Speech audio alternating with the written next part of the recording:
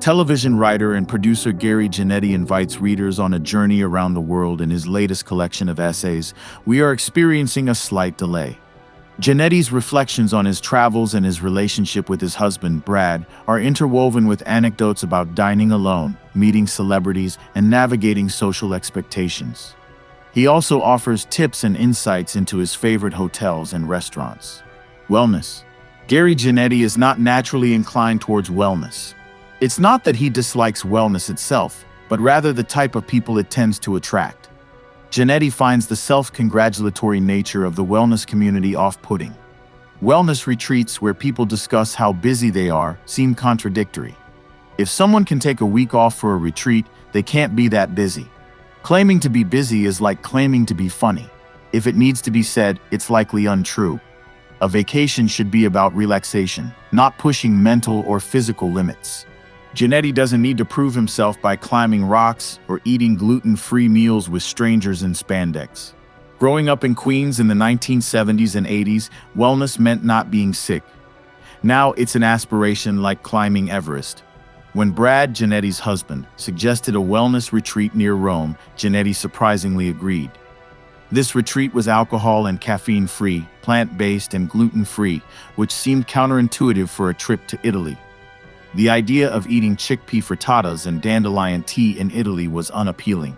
Janetti enjoyed Rome for 3 days before the retreat, indulging in food and relaxation.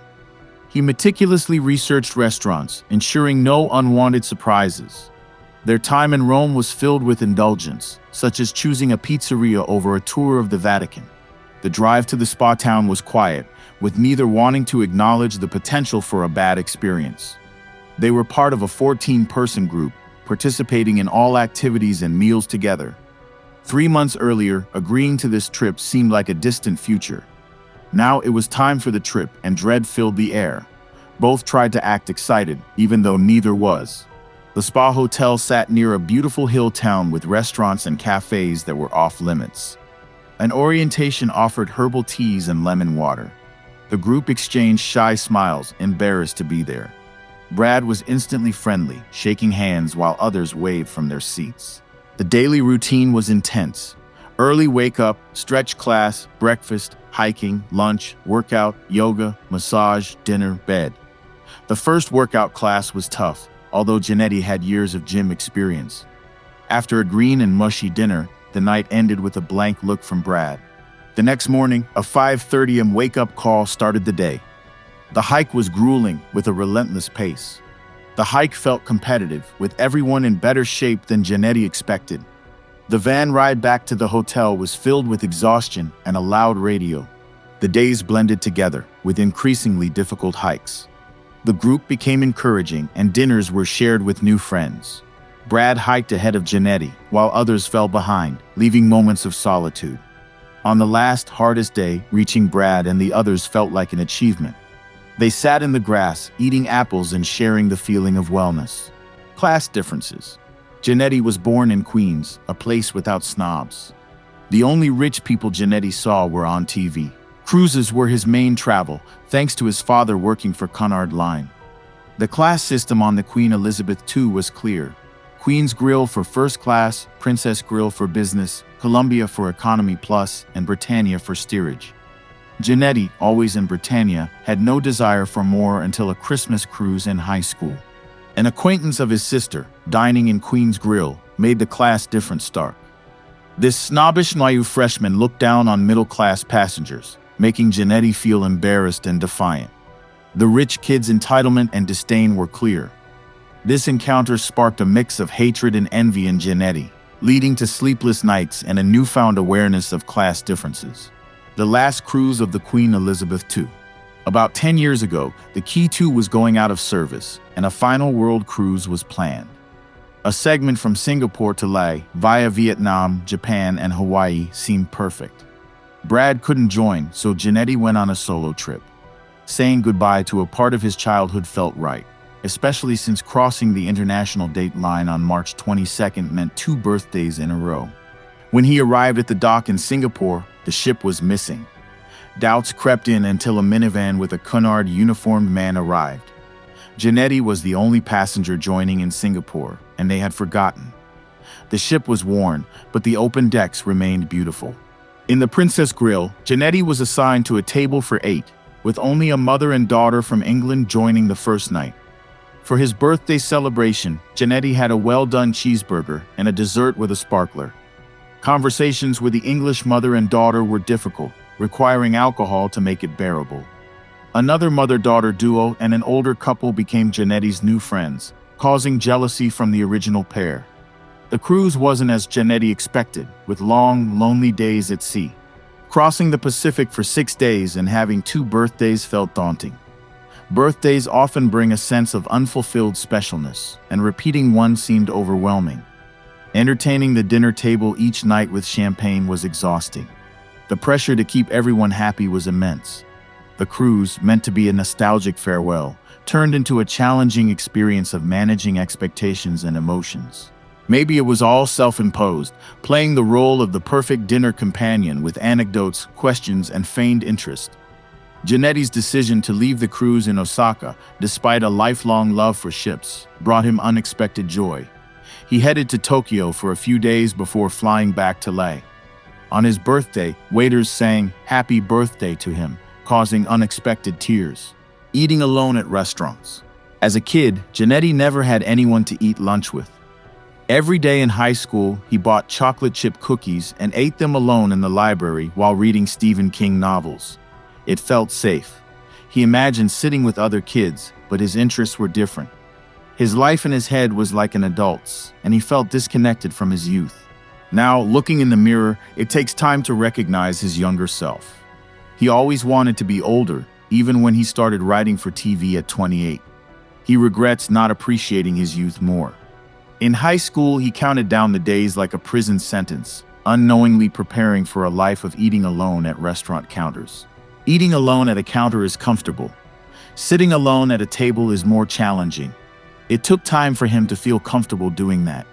People notice when someone sits alone at a table, often feeling pity. Brad felt sad seeing people dine alone, but Janetti never did. He eventually moved from counters to tables, enjoying the solitude and freedom. Eating alone allows for personal reflection and people watching. Sometimes he's reminded of his high school days, but he shakes it off, knowing that time is long past. Janetti's first taste of Europe. At 19, Janetti traveled to Europe for the first time when he was accepted into a summer acting program at Oxford University. Flying to London alone felt glamorous. Seated with other young people from the program, he quickly made friends. Upon landing in London, Janetti felt an immediate connection, possibly due to his father's job with Cunard or his love for British culture. After a week of classes at Oxford, they returned to London to see Shakespeare's Richard Roman III, starring Sir Anthony Sher. Janetti, however, opted to see Starlight Express, an Andrew Lloyd Webber musical on roller skates. Sitting in the last row, he watched a forgettable show. Meanwhile, his classmates were inspired by Richard Roman III. He vowed never to miss something meaningful for something superficial again. On the bus back to Oxford, he rested his head on his roommate David's shoulder, experiencing his first intimate moment with a friend. Hotel hopes. At 25, Janetti worked as a front desk clerk at the Paramount Hotel in Times Square, later becoming a bellman. He spent his 20s hailing cabs and carrying suitcases. The rooms were tiny, and complaints were met with, "This is New York," implying indifference. Whether it was noise, dirt, or scams, the response was always the same.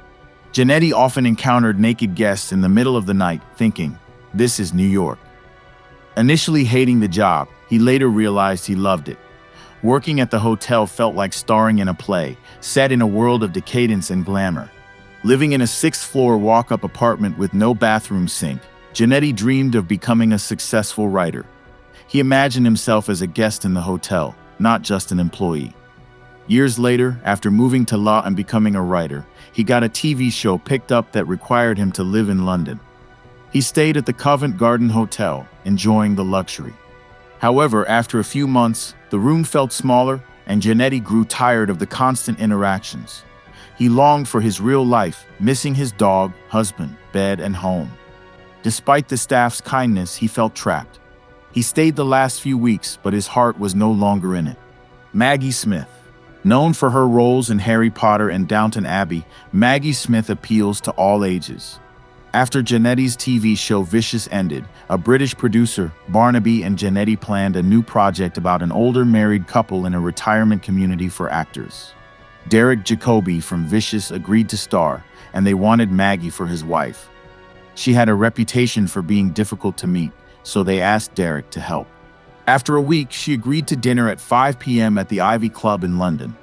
Barnaby and Derek joined Janetti. Maggie arrived at 5:10 p.m., looking displeased. Janetti started pitching, and Maggie dismissed his ideas. He persisted, explaining why she should do the show. Derek joined in, and Maggie began to soften, then resisted again. Eventually, she started suggesting ideas for her character. They laughed, ordered dinner, and drank wine. Maggie shared stories and insecurities. She feared criticism for repeating comic roles. She seemed on board, and they ended the night as friends, planning the next steps. Back in LA, Janetti received an email from Maggie's agent. She wasn't interested. He realized this dinner was a performance she had given many times. Despite the outcome, the night remains unforgettable. A family cruise.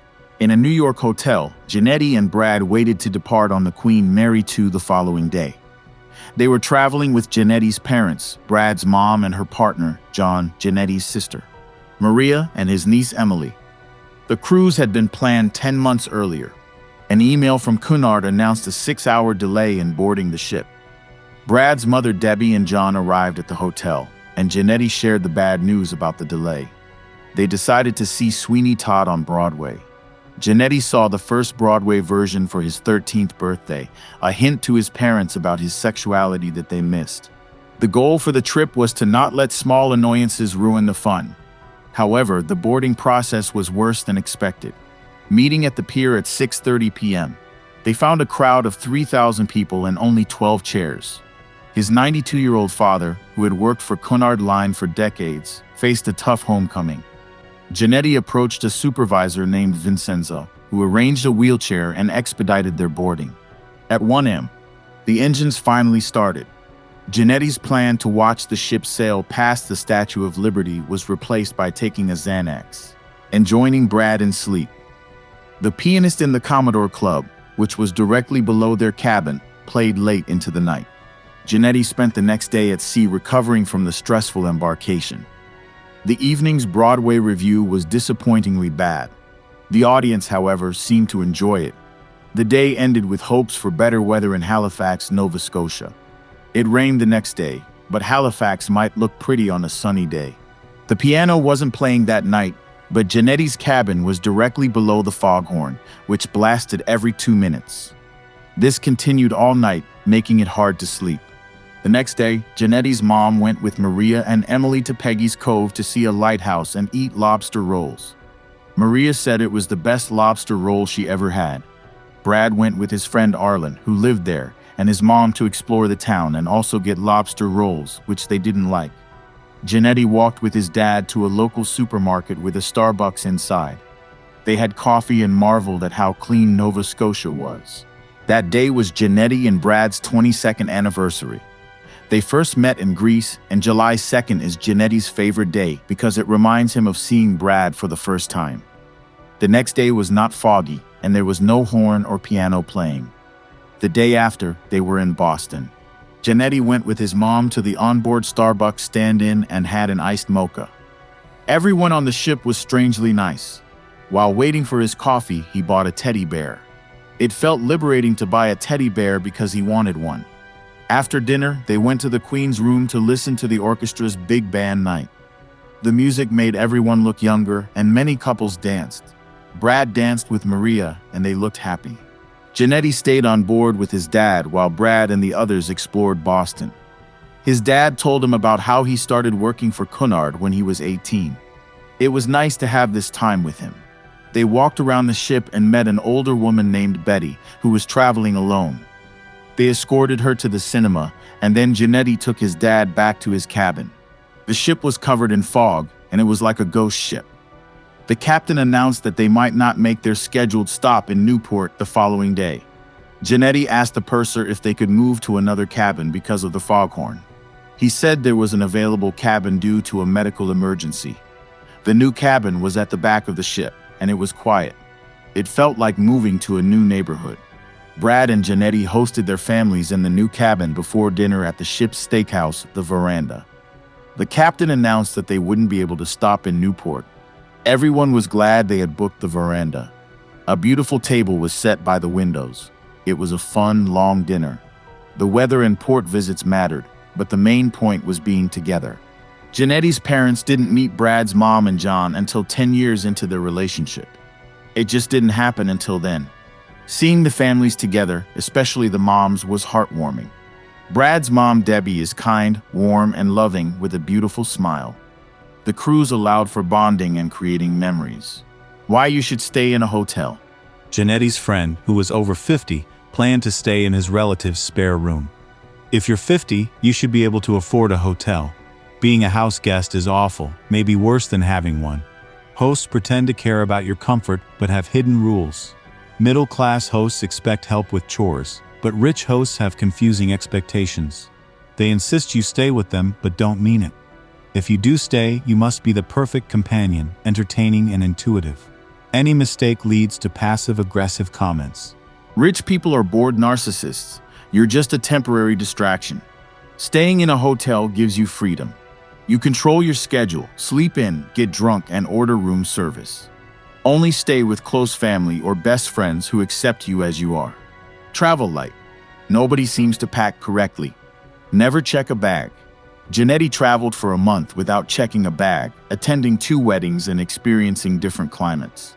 Only pack enough clothes for 3 days and do laundry locally, not at expensive hotels. Local laundries and supermarkets make you feel like a resident. A carry-on bag makes you look sophisticated and avoids the hassle of baggage claim. 3 outfits are enough. 3 shirts, 3 sweaters, 3 pairs of shoes, and 1 book. Even with a carry-on, half the stuff isn't needed. Try traveling with just a carry-on once. It feels liberating. The best travel memories are often the mundane moments. Forgetting an item is okay. It can be bought if needed. Pack quickly and travel light to enjoy the experience repeatedly. Mykonos, Greece. Brad and Janetti planned a trip to Mykonos. They also visited the south of France, Paris, and London, extending the trip to 3 weeks, which felt too long. 2 weeks is ideal. The first week drags and the second flies by. 3 weeks feels like a year, and time loses meaning. Rich people vacation all the time but are often bored. For most, 2 weeks is a good break, but 3 weeks prompts texts like, "Are you still away?" Brad and Janetti met on Mykonos during a last-minute trip. Janetti was 35. At Nico's Taverna, he saw Brad and felt an immediate attraction. The friends they were with knew each other, and that's how they met. Janetti offered Brad dessert, and though Brad seemed aloof, he quickly warmed up. Brad claimed to be a model in Athens, but he wasn't. He was 23, and Janetti lied about being 32. They spent the night together. Brad returned to his cheap hotel the next morning. Janetti invited Brad to stay with him, and they were inseparable from then on. They visited Mykonos many times, always staying at the same hotel, the Belvedere. Initially, trips were about recreating the first one, but now they focus on the present. The hotel remains the one constant, though this might change in the future. Janetti's first time in Mykonos, right after college, had no dancing, bars, or romance. A year later, the trip was also forgettable. At 35, everything changed. Now, 22 years later, it feels like fate, though it might have been random. Returning to Mykonos sometimes feels like reliving that first week or recounting someone else's story. The island has lost some of its charm and spirit. Still, the memories keep drawing Janetti back. He allows the trip to be what it wants to be, accepting the passage of time. Watching young travelers board buses connects the present with the past. Noma. Noma in Copenhagen is famous for its food and exclusivity. It's not a place where you ask for changes. You get what they serve. Janetti had a strong desire to go. However, he always avoided Copenhagen due to the high chance of rain. Rain for 1 or 2 days is tolerable, but constant rain is miserable. In summer, the sun is out for 20 hours a day, which seems excessive. Copenhagen feels like a city that can be explored in 12 hours. Janetti would likely love it because of its design and culture, but he prefers warmer places like Rome or Madrid. Getting a reservation at Noma is difficult. The food at Noma, like duck brain and reindeer penis, is also not appealing. Instead, Janetti went to a pop-up of Noma in Mexico without needing a reservation. The meal was 20 courses long. The experience at Noma is like theater. Each course comes with detailed descriptions. The food is unique, like cold masa broth with lime and all the flowers of the moment. The specialty was tostadas with ant larvae, which looked like corn. The experience was memorable but exhausting. Noma in Copenhagen is closing, and Janetti wishes to visit before it does. A flight's best companion, quiet. Traveling can be frustrating, especially when flights are delayed and the pilot doesn't provide updates. Complaining to flight attendants used to be an option, but now they have significant power and can remove passengers for minor issues. Sometimes passengers are respectful and quiet, making the flight pleasant. However, often passengers strike up unwanted conversations, sharing their life stories loudly. These people make it impossible to ignore them. Sitting next to a chatty person is annoying, but sitting behind two strangers getting to know each other over drinks is worse. They talk loudly about mundane topics, making it hard to sleep. A good start to a flight is when everyone is quiet and preparing to sleep. Once, while flying alone, Janetti sat next to Judy Collins, the famous folk singer. Though he recognized her, he didn't engage in conversation. They both respected the unspoken agreement of silence throughout the flight. Luxury on a budget. Janetti once went on a trip to Hawaii while working as a bellman in New York City. He stayed at a charming bed and breakfast with ocean views. To stay in luxurious hotels without spending much, find a cheap but decent place and don't book in advance. In person, the prices can be a bit more flexible. If you ask nicely, you'd be surprised what people will give you. The trick is to stay in cheap lodgings for most of the trip, but splurge on one night at a luxury hotel like the Four Seasons. Arrive early to use the hotel's facilities all day. The next day, check out late and continue using the amenities. This way, you get 2 days for the price of one night. Make the most of free amenities like breakfast and sunset drinks. During his stay at the Four Seasons in Hawaii, Janetti realized he was unhappy with his partner. The beautiful setting magnified his feelings. He learned that no vacation could fix a bad relationship. Years later, he returned with Brad and had a wonderful time, turning a bad memory into a good one. Always change bad memories to good ones when possible. Australia. Arriving in Melbourne at 6 a.m. after a 15-hour flight felt like the longest day ever. Adjusting to the time difference and the season being spring instead of fall was disorienting. Janetti was going on stage in Melbourne and Sydney. He doesn't like calling it a show because that feels too grand. Instead, he calls it an evening-ish event since he's mostly reading from his books without taking up the whole evening. Brad stayed home, so it was a solo trip. 6 months earlier, agreeing to this seemed easy, but now nerves were setting in. Australia felt far removed from everything, but Australians are delightful. Dinner alone at Rioni and La Roux in Melbourne felt daunting, but sitting at the counter with a book and phone helped Janetti. Frequent trips to the local drugstore led to friendly chats with Sue, a kind employee. Dinner was unexpectedly pleasant, with 2 women from Instagram joining for a drink. Normally, Janetti preferred solitude, but the company was a welcome change. Janetti's friend Gus from Sydney later arrived for support. As he was writing in the hotel room, the sounds of a lively street below added to Janetti's nerves. The shows went well. Inviting hotel staff to the show led to a meaningful connection, even if brief. Sydney's beauty was striking. The Sydney show brought less anxiety. Watching the sunset over the Opera House, Janetti appreciated the view. He stayed in that night with room service and TV, watching The Exorcist, and then Billy Elliot made for a bizarre double feature. Billy's dancing seemed like he was possessed. The terrifying scenes from The Exorcist lingered, even after Billy got into ballet school, ruining the feel-good movie. Sleep was elusive. The weather was beautiful, and Janetti planned a ferry ride to Taronga Zoo. Sydney Harbor is stunning, with ferries departing like buses. For about $1, it's like a mini cruise. The zoo offers spectacular views of the harbor and skyline. A zookeeper named Mel recognized Janetti from Brad's Instagram and gave him a private tour, including a close encounter with koalas. Janetti was nervous about the upcoming show, but it was manageable. He visited the art gallery of NSW, which provided a peaceful experience. The Sydney audience was incredible, bringing muffins, though they didn't taste right. Mel from the zoo attended, and it was great to see her. Janetti visited Bondi Beach with Gus, and they took a swim despite Janetti's fear of sharks. They also went on the Harbor Bridge climb. Their guide was Tanner, who shared funny stories. They later enjoyed the final performance of Miss Saigon at the Opera House, followed by dancing in clubs. The night was perfect. Gus planned a gallery visit, boat ride, and final dinner. Thoughts of home and loved ones lingered, but Janetti cherished the moment. The Orient Express. Brad and Janetti took a trip on the Orient Express, expecting glamour but finding something else. The train, a replica of the 1920s Venice Simplon Orient Express, was stunning. They were invited to host a charity event on board. They imagined a glamorous journey through snow-covered mountains. Instead, it felt like a commuter rail service, stopping frequently at nondescript stations. Dressed in formal wear, they felt out of place as people with briefcases and backpacks stared at them. The constant stops made it hard to feel transported back in time. At dinner, they met an attractive young couple who were also surprised by the frequent stops. Soon, everyone in the dining car was bonding over their shared disappointment. This unexpected camaraderie turned out to be a pleasant surprise.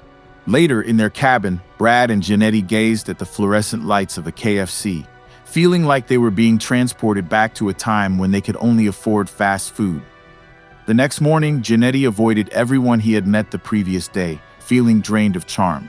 As they prepared to leave, they couldn't find their sweet key, which had a tiny Eiffel Tower on its chain. It remained lost. In their hotel room in Venice, Janetti found the key in his toiletries case and decided to keep it as a memento. Janetti's favorite spots. In New York, the Mercer Hotel is timeless, offering a home-like feel with a lovely staff. The Baccarat Hotel is a new favorite, especially rooms facing 53rd Street. Balthazar is a must for shrimp cocktails and burgers, especially on your first night in New York. The Polo Bar is great after theater. It has Nelly, the best head maitre d' in New York. Joe Allen is the perfect restaurant for pre- or post-theater meals. The Chiltern Firehouse in London is perhaps Janetti's favorite hotel, with exceptional staff and cozy rooms. J. Shiki is a must for fish and chips after theater. Bauchan Racine offers the best roast chicken in a charming setting. Trishna is Janetti's favorite Indian restaurant, and the Delaunay is ideal for lunch. Claridge's offers the best afternoon tea in the main room. The Monocle Café and Monmouth Coffee are top coffee spots. In Paris, Le Bristol is Janetti's favorite hotel. Chez André offers a perfect meal with lentils, roast chicken, and frites. Le Petit Lutetia is great for rice pudding. La Voltaire and La Fontaine de Mars are also recommended. Starbucks in Paris is surprisingly good. The Musée Rodin's Sculpture Garden is a quick, beautiful visit. Hotel de Russie in Rome has a gorgeous setting for breakfast. Dal Bolognese offers outdoor dining facing the Piazza del Popolo. Trastivir's Zai Umberto and Bonsai Pizzerium near the Vatican are must-visits. Sant'Eustachio is the go-to coffee place. The Gritty Palace in Venice is a beautiful, splurge-worthy hotel. Da Ivo is delicious, and the Peggy Guggenheim collection is a quick, fabulous visit. The Vaporetto is the best way to travel. It's like their subway, but on the water. In Rio, Hotel Fasano on Ipanema Beach is worth the splurge. Appraisable offers treehouse dining, and Lasai has the best tasting menu. Poli Sucos is perfect for acai juice and grilled cheese sandwiches. Copacabana Palace's feijoada is a must, and Corcovado is iconic. United Places Hotel in Melbourne is charming with lovely staff. Gilson and St. Ollie offer fantastic coffee and food. Francois is one of Janetti's favorite restaurants. The Park Hyatt in Sydney offers stunning views and amenities. 10 William Street and Fred's are great dining spots. Sean's on Bondi Beach is Janetti's favorite restaurant in Sydney, and Icebergs is fabulous for lunch. The Harbour Bridge climb is a must-do.